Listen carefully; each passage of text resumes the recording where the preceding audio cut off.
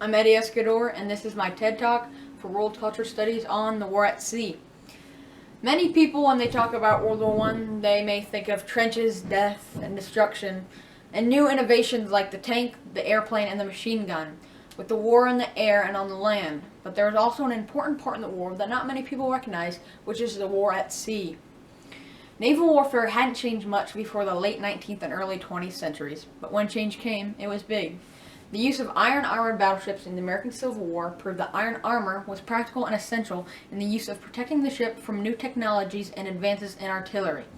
The two largest navies before the war were Germany and Britain, and in the years leading to World War I, they were stuck in an arms race to make the most submarines and iron destroyers. World War I was the first large-scale war of iron battleships, and new technologies like iron battleships and advanced artillery revolutionized new battle techniques.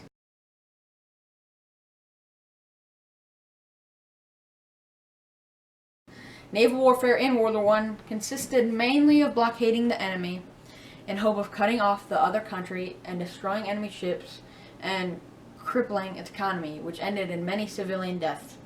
The two stages of naval warfare were the Mediterranean and the North Atlantic, with many skirmishes and blockades in the Indian Ocean and Pacific Ocean. U-boats, which meant Unterseeboot, which literally meant underwater boat in German, were invented and heavily used by the German Navy for reconnaissance, blockade, and for destroying Entente cargo ships. It is estimated that Germany sank 5,000 ships with U-boats. When the U-20 sank the RMS Lusitania, killing 1,198 people, including 128 U.S. citizens, shifted the Americans' view against Germany.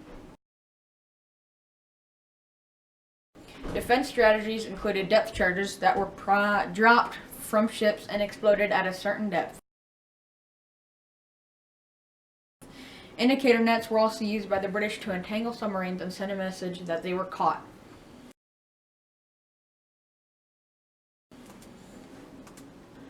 In the Mediterranean, the British Royal Navy and the Italian Navy and the Russian Navy were much larger and more powerful than the navies of the Ottoman Empire and Austria-Hungarian Empire. But Germany did lend some submarines to Austria-Hungary for use in the Black Sea and East Mediterranean, which proved effective in the shallow straits of the Black Sea. The Baltic Sea was also fought between the Russians and the Germans, with Russia mainly playing a defensive role and destroying convoys between Sweden and Germany.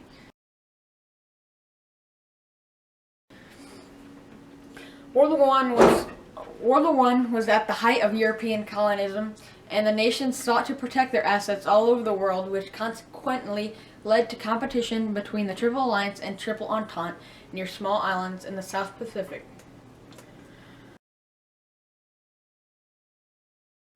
The North Sea and North Atlantic. This theater of naval warfare saw most of the action and was mainly fought between the British Royal Navy Grand Fleet and the Imperial German High Seas Fleet.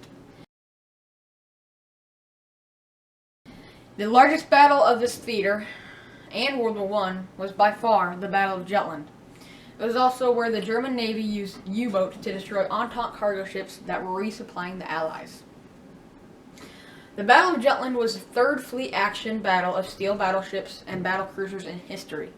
It was the only large-scale naval battle of World War I.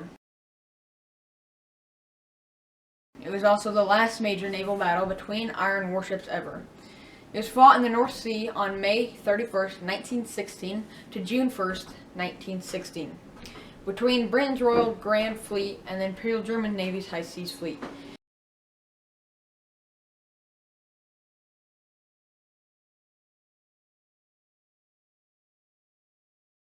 Even though Britain lost more ships than Germany, both sides claimed a victory, but no decisive outcome came.